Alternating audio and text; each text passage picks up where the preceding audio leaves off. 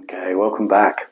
Hopefully you've watched the introduction video now and you've got a little bit of an idea of what I'm up to here. I'm trying to lay out the developmental sequence of how we grow and develop into adulthood and the different types of shadows or reactivity that can split off at each level of development. And I'm doing all of this so you can actually start to own these different sort of shadows and levels of reactivity and actually start to work with them more skillfully. So you can actually start to be less reactive. So let's dive in and let's start with the first kind of developmental fulcrum or the first developmental stage. And that really is in a child around the age of kind of 2 to 6. So let's do a little mini experiment to start with. If you have a child who's in that age range, excellent. If not, just imagine that you are a 4-year-old, say, and you're doing a little test with me. And the little test is around colours. So I'm holding up a piece of card and it's a different colour on each side.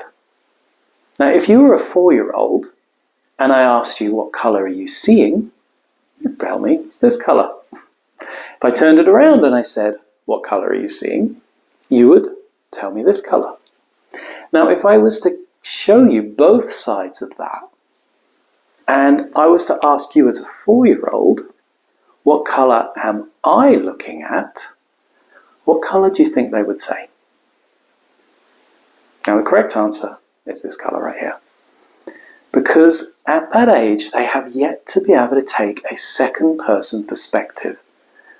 The highest level of cognitive function they've got is a first person perspective.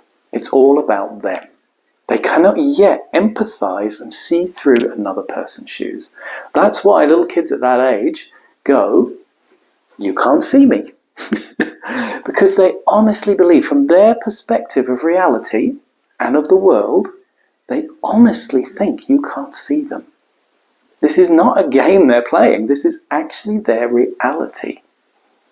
So what does it actually mean to only be able to see through a first person perspective? Well, it means you're very egocentric, obviously, because it's all about you.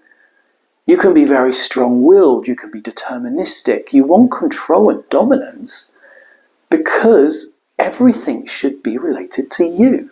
This is what we call the terrible twos. And we all go through this level of development and we still have that part inside of us. It's still there, it doesn't go away. We still have part of us that is egocentric, that does want control, does want dominance, is autocratic. At its best, it can be really about fighting for personal power, autonomy, fighting for your individual rights, feeling empowered. At its worst, it can be really selfish, it can be aggressive, it can be dominant. You can be pushing your view on others, and you can be not caring about the bigger picture because you're not thinking about the bigger picture or others here. You're just thinking about yourself. So we're in this age range for about 4 years of our child development. So think about, what was that development like for you? Did you feel empowered? Did you feel like you could really take control and express that egotism in a healthy way? Probably not. Most of us didn't. So what happens if parts of us get split off at that part of development? We have a bullying part. We have a part that feels like a caged tiger that just wants to get its own way. Notice that?